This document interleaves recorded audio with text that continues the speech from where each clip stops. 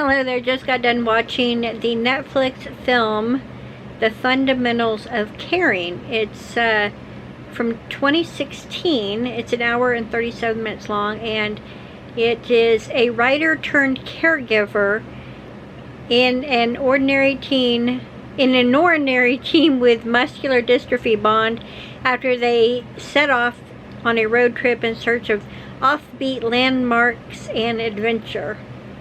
I thought it was actually really good. It's a heartfelt story. It's got a lot of touching moments. It's got a lot of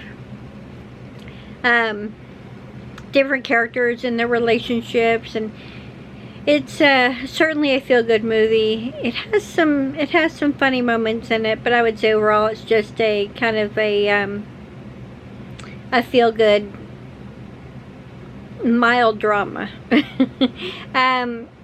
I would actually probably highly recommend this to others if you enjoy feel-good movies. It does have a little bit of slowness to the movie as far as the speed that it goes, but overall I'd say it was worth watching. I thought the characters' interactions and their chemistry were all really nice, and yeah, it left me feeling good. So if you like feel-good movies, check out The Fundamentals of Caring on Netflix.